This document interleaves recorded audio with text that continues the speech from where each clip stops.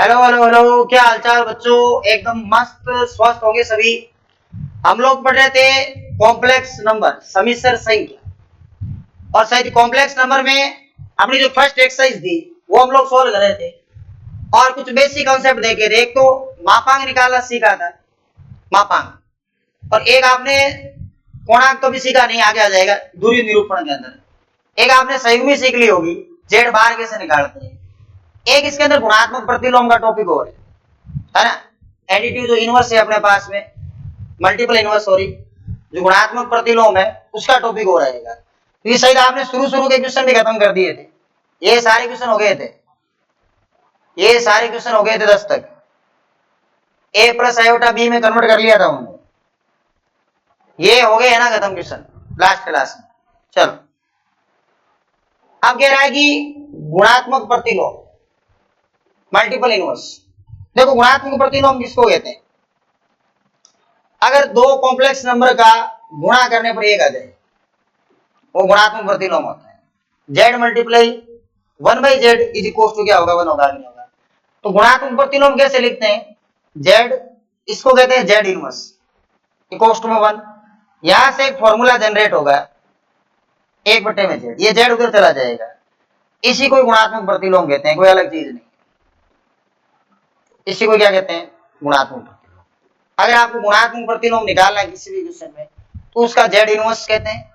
1/z कर दो, 1/z करने पर क्या होता है? 1/z करने पर आपको पता हो तो परिवेगण होता है।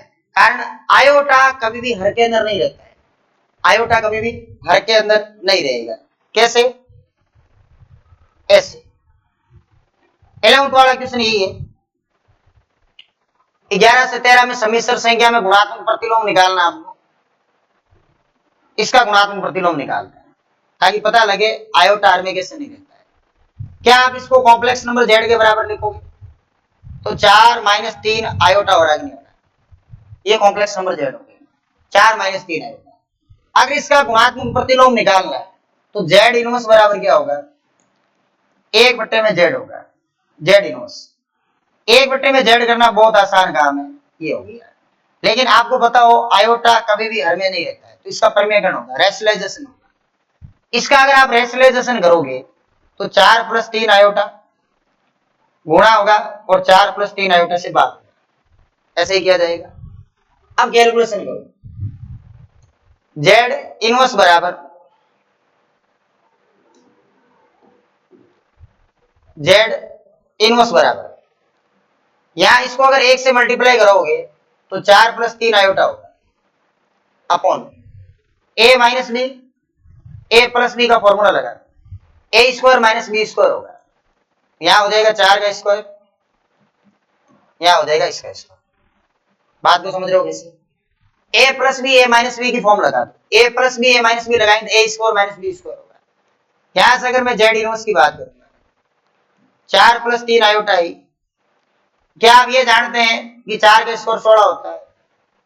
हाँ सर, ऐसा हमने सुना है कि 4 का स्क्वायर 16 होता है, आज ही सुना होगा। स्क्वायर करने पर 3 का स्क्वायर 9 और आयोटा स्क्वायर होगा, ऐसा भी हमने सुन रखा है पहले कि आयोटा पर भी स्क्वायर आ सकता है। क्या आपने ये भी सुन रखा है कि आयोटा स्क्वायर की वैल्यू -1 होती है? तो 4 + 3 आयोटा, यहाँ 16 होगा, आयोटा स्क्वायर की वैल्यू -1 होती थी, प्लस का 9। 16 और 9 आपने सुना होगा 25 होते हैं जोड़ने पर, तो इनको जोड़ लिया जाए तो ये 25 होंगे। कितने होंगे? 25। अब आपका फाइनल आंसर क्या आएगा?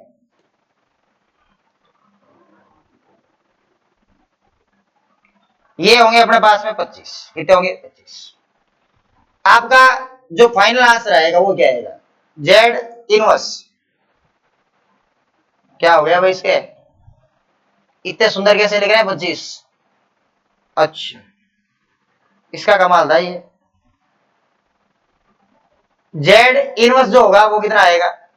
सेपरेटली डिवाइड कर दो, 4/25 और 3/25 आएगा। ये आपका फुल एंड फाइनल आंसर आएगा।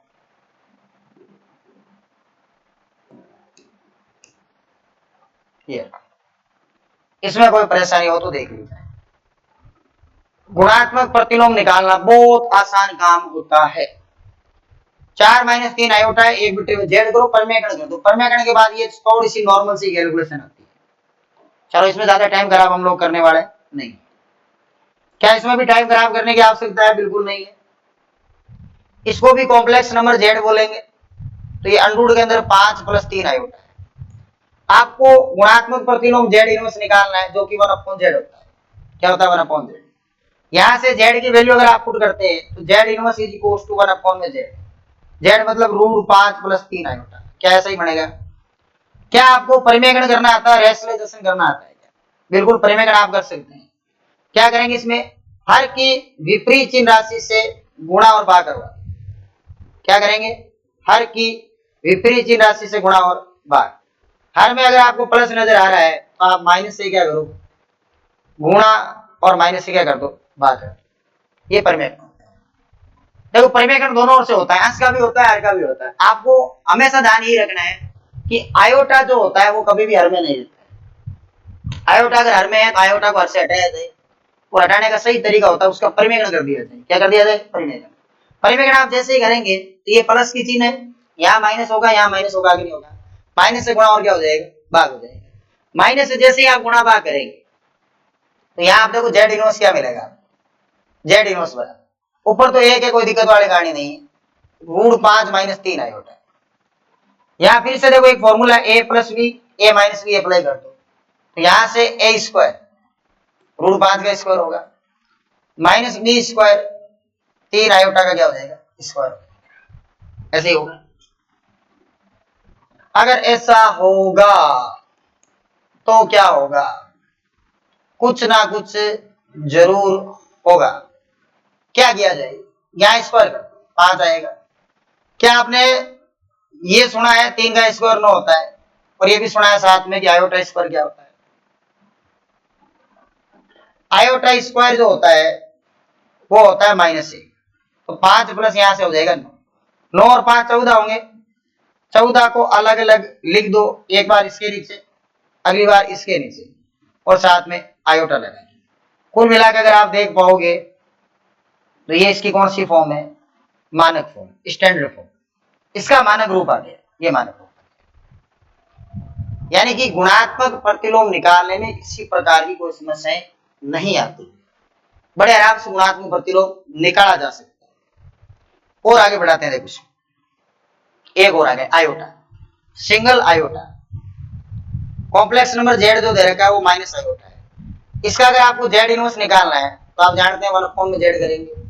क्या आप ये भी जानते हैं कि आयोटा कभी हर में नहीं रहता है? आयोटा का हर में मन नहीं लगता है। मन कहाँ लगता है इसका? अपने घर में लगता है, हर में नहीं लगता है। तो इसको घर में लाने के लिए क्या करेंगे?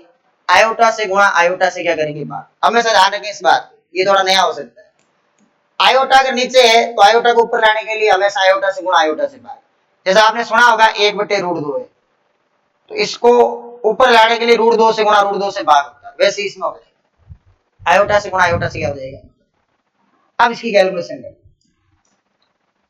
देखो यहां तो जेड इनवर्स है, अगर आप एक को आयोटा से गुणा करोगे तो माइनस आयोटा आएगा। आयोटा इंटू आयोटा होगा आयोटा स्क्वायर, जेड इनवर्स। ऊपर आयोटा है, नीचे आयोटा स्क्वायर को कहते हैं -1, तो यहां से जेड इनवर्स आएगा प्लस का आयोटा। और आप ये भी जानते हो कि इसको अगर मानक रूप में लिखेंगे तो यूं लिखेंगे। अब देखो कोई दिक्कत है क्या इसमें? थोड़ा मैं जल्दी जल्दी इसलिए लिख रहा हूं क्योंकि समय कम है, क्वेश्चन करने हैं अपनों को। और आप ये भी देख सकते हो कि इन क्वेश्चनों में कोई ज्यादा प्रॉब्लम भी नहीं आने वाली। क्या इनमें कोई प्रॉब्लम आएगी तुम्हारे? परिमेयकरण करना है कि नॉर्मल से, इसमें भी परिमेयकरण देख लो, बड़े आराम से देख लो। क्या बात तुम्हें समझ में आ रही है कि गुणात्मक प्रतिलोम जेड कैसे निकाला जाता है? जेड इनवर्स बराबर 1/, में क्या होता है? जेड। इसको देखो कोई दिक्कत है क्या?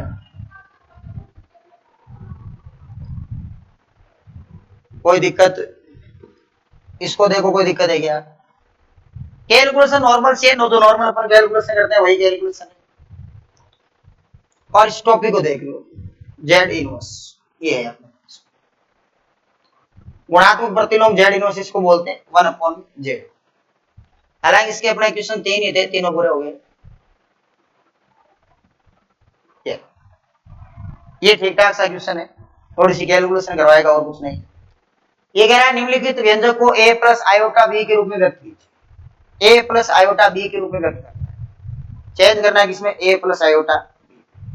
तो a प्लस आयोटा b में चेंज करना है, तो कुल मिला के सोल्व करना है। इस कॉम्प्लेक्स नंबर को नाम दे दो z। क्या नाम दे दो, z कोई कॉम्प्लेक्स नंबर है। कॉम्प्लेक्स नंबर z बराबर, अगर यहां से देखा जाए तो ये गुणे के अंदर है, ऊपर तो सीधी प्रॉपर्टी ए प्लस बी ए माइनस बी की। यहां कुछ मिस्टेक्स है, इस क्वेश्चन की मिस्टेक्स है इसमें, यहां कुछ थोड़ा थोड़ा अलग है। आप देख लेना अपने बुक में जैसा क्वेश्चन है, इसमें जैसा लिख रखा है वैसा मैं उत्तर निकाल देता हूं। ए प्लस बी ए माइनस बी, तो यहां ए स्क्वायर माइनस होगा बी स्क्वायर। बी स्क्वायर मतलब आयोटा रूट 5 का स्क्वायर। यहां फिर से अगर आप देखोगे तो -3 गुणा हो रहा है, √3 आयोटा माइनस √3 और माइनस माइनस प्लस आयोटा √3, ऐसा ही होगा। हाँ बिल्कुल सर, ऐसा ही होगा क्योंकि आपने लिखा है।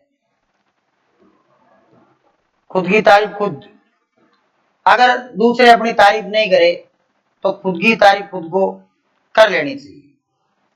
√2 आयोटा, √2 आयोटा क्या होगा, 2 √2 आयोटा। आयोटा स्क्वायर की जो वैल्यू होगी वो वैल्यू कितनी होगी, -1। ये रूट के सेटा समझ गए होंगे, स्क्वायर लगा यहाँ आयोटा स्क्वायर, ये 9 होगा, ये 5 हो जाएगा। यहाँ 2 √2 आयोटा है, ये 2, 9 और 5 कितने होते हैं, 14 होते हैं, ये 14 होते हैं। और यहाँ आएगा 2 √2 आयोटा। अब क्या करें अभी, यहां तक तो पहुंच गए। अरे ये बार बार क्या हो जाता है इसके, हट ये आयोटा। अब एक काम तो और हो रहा है, क्या काम हो रहा है कि ये इस 14 को काटेगा 7 बार। जेड है अपने पास में कॉम्प्लेक्स नंबर, जेड जो आएगा यहाँ तो 7 है, यहाँ √2 आएगा, यहाँ आयोटा आएगा। एक काम करो, √2 को भी हटाना है लेकिन बाद में हटाएंगे, पहले आयोटा को हटाओ। आयोटा का मन नहीं लग रहा है नीचे, आयोटा का मन नहीं लग रहा तो ऊपर लाओ 7 आयोटा। यहां होगा √2 iota multiply iota iota square. क्या आप ये जानते हो, हम सर बहुत सारी बातें जानते हैं, आपको नहीं पता। अच्छा आयोटा स्क्वायर जानते हो, आयोटा स्क्वायर -1 होता है, कॉम्प्लेक्स नंबर जेड क्या होगी, 7 आयोटा बटे में यहाँ माइनस का √2 होगा। लेकिन फिर एक अपने पास समस्या खड़ी होगी, √2 का क्या करें, √2 का हटाने का प्रयत्न करेंगे, √2 से गुणा √2 से पार, √2 से गुणा √2 से क्या करवा देंगे पार। ऐसा क्यों, ऐसा इसलिए क्योंकि √2 को हटाएंगे तो उसका परिमेयन होगा √2 से गुणा √2 से पार। तो यहां से कॉम्प्लेक्स नंबर जेड क्या मिलेगी, माइनस का चिन्ह मिलेगा, 7√2 आयोटा मिलेगी और बटे में √2 क्या होता है। अगर आप √2 को √2 से ही मल्टीप्लाई करवा लेते हो तो उत्तर आपके पास में क्या आएगा, 2 आएगा।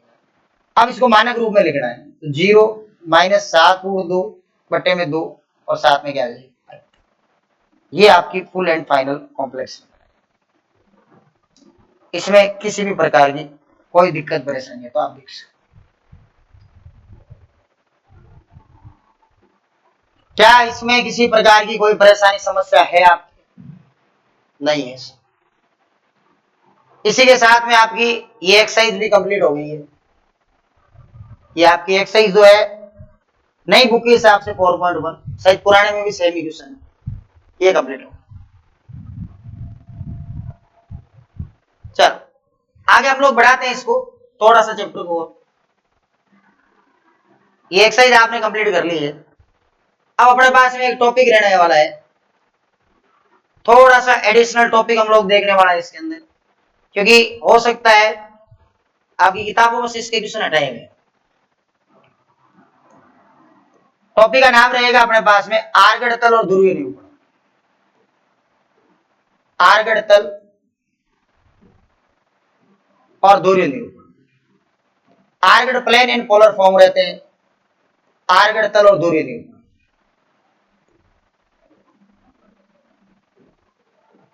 आर्गड़ तल और दूरी निरूपण।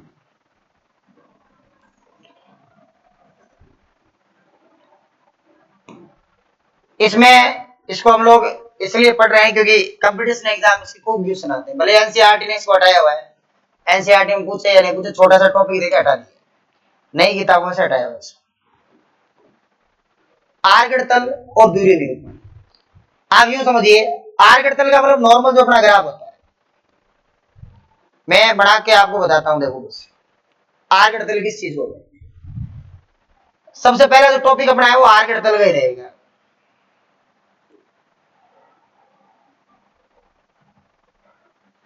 इसी से काम चला लेते हैं ना। चलो, एक लाइन मैंने इस टाइप से खींची और ये दूसरी लाइन। आप यूं समझिए कि ये वास्तविक अक्ष होती है और ये काल्पनिक अक्ष होती है, क्योंकि कोई भी जो कॉम्प्लेक्स नंबर होती है इसको कहा जाता है आर्गड़ तल, आर्गड़ प्लेन, आर्गड़ तल। कोई भी जो कॉम्प्लेक्स नंबर आपके पास होगी, समिश्र संख्या आपके पास होगी, जेड बराबर अक्स प्लस आयोटा वाई होगी। इस अक्स प्लस आयोटा वाई में अगर मैं कॉम्प्लेक्स पॉइंट की बात करूं तो कॉम्प्लेक्स पॉइंट होगा अक्स और वाई। इस चीज को कहा जाता है समिश्र बिंदु।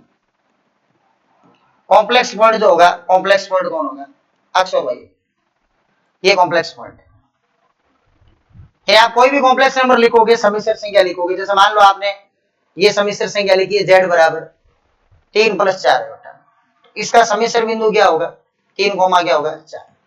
मतलब ये जो आप अक्स बोलते हो, ये तो इसकी रियल लाइन होगी और ये इसकी इमेजिनरी लाइन होगी।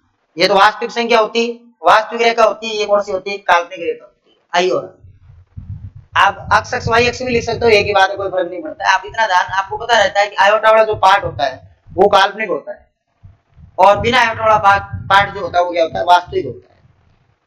मैं आपसे ये पूछने का प्रयास कर रहा हूं कि आप इनको देखते हुए ये बता सकते हो क्या कि अगर z बराबर x plus iota y, z बराबर minus x plus iota y है और z बराबर minus x minus iota y, और साथ ही साथ z बराबर minus x x minus iota y, पहले तो इसके कॉम्प्लेक्स पॉइंट निकाल सकते हो क्या प्रत्येक स्थिति में। अगर आप इसके कॉम्प्लेक्स पॉइंट निकालोगे, समिश्र बिंदु अक्स और वाई होंगे, यही समिश्र बिंदु है। ये आप जो लिख रहे हो ये क्या है, समिश्र बिंदु, ये समिश्र बिंदु। और इसके अगर कॉम्प्लेक्स पॉइंट देखो माइनस अक्स और वाई होगा, यहाँ complex point minus x minus y होगा, यहाँ कॉम्प्लेक्स पॉइंट समिश्र बिंदु अक्स और माइनस वाई होगा। साथ ही साथ ये भी बता सकते हैं ये फर्स्ट क्वाड्रेंट में होगा, ये सेकंड में होगा, ये थर्ड क्वाड्रेंट में होगा और ये कौन से क्वाड्रेंट में होगा, फोर्थ क्वाड्रेंट। क्या आपको ये पता लगा कॉम्प्लेक्स पॉइंट कैसे देखें, कौन से चतुर्थांश में होगा। ये जितने भी आपको नजर आ रहे हैं, याद रहिए सारे के सारे कॉम्प्लेक्स पॉइंट है, समिश्र बिंदु है। ये कौन से क्वाड्रेंट का है, ये फर्स्ट क्वाड्रेंट का है। कैसे पता लगा, प्लस और प्लस, प्लस और प्लस यहाँ होता है यहाँ। ये कौन से क्वाड्रेंट का है, ये सेकंड का है, माइनस और प्लस। ये कौन से क्वाड्रेंट का है, ये थर्ड क्वाड्रेंट का है, माइनस और माइनस। और प्लस और माइनस कौन से क्वाड्रेंट में होता है, फोर्थ क्वाड्रेंट, इस क्वाड्रेंट। वाई की वैल्यू नेगेटिव होगी, एक्स की वैल्यू क्या होगी, पॉजिटिव। तो आपको ये पता लग रहा है कि कॉम्प्लेक्स पॉइंट कहां पर है। अगर मैं आपको यूं पूछूं, एक समिश्र संख्या है, एक बार इस ऊपर वाले बता दो, और इसका नाम आर्गड़ तल आप जानते हो। एक कॉम्प्लेक्स नंबर समिश्र संख्या 3 आयोटा, 3 आयोटा।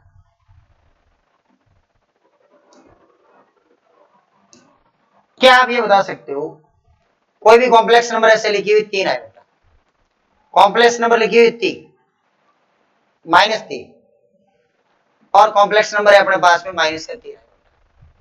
क्या आप इनका कॉम्प्लेक्स पॉइंट बता सकते हो, इनका समिश्र बिंदु क्या है। ये स्टार्टिंग में हम लोगों ने सीखा था, याद करो स्टार्टिंग में सीखा कि इनको मानक रूप में लिखिए, तो मानक रूप में लिखते हैं तो कॉम्प्लेक्स पॉइंट पता लगता है। आयोटा के साथ वाला पार्ट वाई की वैल्यू होती है, बिना आयोटा वाला अक्स की वैल्यू होती है। अक्स की वैल्यू इसमें है क्या? नहीं। यहाँ 0 कोमा क्या होगा? और वाई बोले तो 3, 0 3। ये कॉम्प्लेक्स पॉइंट कहाँ होगा? 3 कोमा 0 होगा। ये कॉम्प्लेक्स पॉइंट होगा 0 कोमा -3। और ये कॉम्प्लेक्स पॉइंट क्या होगा? अच्छा उल्टा हो गया क्या? -3 कोमा 0। रियल पार्ट है, इमेजिनरी पार्ट 0। ये कॉम्प्लेक्स पॉइंट कहाँ होगा? 0 कोमा -3। क्या आप इनकी लोकेशन बता सकते हो? Location of complex point, in complex points की लोकेशन क्या है? बिल्कुल बता सकते हैं। ये जो आपको नजर आ रहा है, ये कॉम्प्लेक्स पॉइंट कहां पर होगा? ये होगा पॉजिटिव वाई पर। पॉजिटिव वाई ये वाली होगी, इसको आप वाई डैश बोलते हैं, इसको आप वाई बोलते हैं, इसको आप अक्ष डैश बोलेंगे, इसको आप अक्ष बोलेंगे, ठीक। और ये कॉम्प्लेक्स पॉइंट कहां पर होगा? ये पॉजिटिव एक्सिस पर, यहां पर होगा। इसकी लोकेशन यहां पर होगी, 3,0 की लोकेशन यहां पर होगी, और 0,3 की जो लोकेशन होगी वो यहां पर होगी।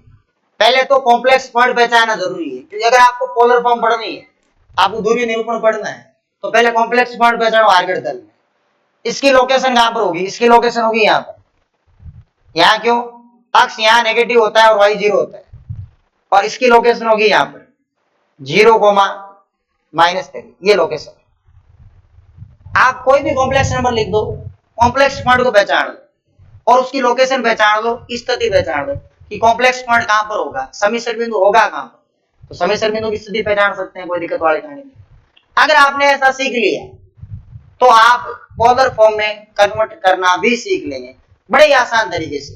ये टॉपिक मैंने आज इसलिए स्टार्ट किया है कि आप आज की क्लास में इसको डिस्कस करके अच्छे से ध्यान से सुन लो, ताकि कल जब पोलर फॉर्म पढ़े, पोलर फॉर्म में किसी प्रकार की समस्या नहीं आया।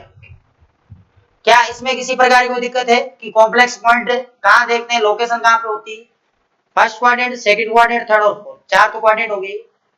और यहां पर ये कॉम्प्लेक्स पॉइंट है। अच्छा, इस स्थिति में कॉम्प्लेक्स पॉइंट का निर्धारण आप नहीं कर सकते, क्योंकि वो विशुद्ध रूप हो जाता है। क्योंकि यहां जो होता है वो 0 + 0 आयोटा की फॉर्म हो जाती है, मूल बिंदु हो जाता है 0 + 0 आयोटा। बाकी आप 4 अक्षों पर उसकी लोकेशन पता कर सकते हो, जैसे अपन नॉर्मली निर्देशांक से पता करते हैं, वैसे यहाँ पर कॉम्प्लेक्स पॉइंट बता दिया जाता है, समीकरण बिंदु बता दिया जाता है, क्योंकि हम लोग क्या पढ़ रहे हैं? समीकरण संख्या पढ़ रहे हैं। और 4 अक्ष हो गई और 4 क्वाड्रेंट हो गई। टोटल स्थितियां जो होती है, लोकेशन होती है, 8 जगह आपको मिलती है। इनमें अगर आप चाहो तो ऐसा भी लिख सकते हो 0 + 3 आयोटा, ताकि लोकेशन पता लगे। 3 + 0 आयोटा और -3 + 0 आयोटा और 0 - 3 आयोटा, ताकि आपको अक्ष और वाई की वैल्यूज पता लगे, लोकेशंस पता लगे। If you have any problem, you can comment and tell me. अगर आपको कोई समस्या है तो आप कमेंट करके जवाब दे सकते हो, बता सकते हो। आपको नेक्स्ट क्लास के अंदर उसका जो सोल्यूशन है वो मिलते हैं अगली क्लास में ध्रुवीय निरूपण के साथ में। आर्कगढ़ तल आप थोड़ा बहुत पढ़े, डिस्कस करें, ऑब्जर्व करें आर्कगढ़ तल किस टाइप से डिस्कस होगा, और उसके बाद में हम लोग पढ़ेंगे पोलर फॉर्म ध्रुवीय निरूपण। जय हिंद।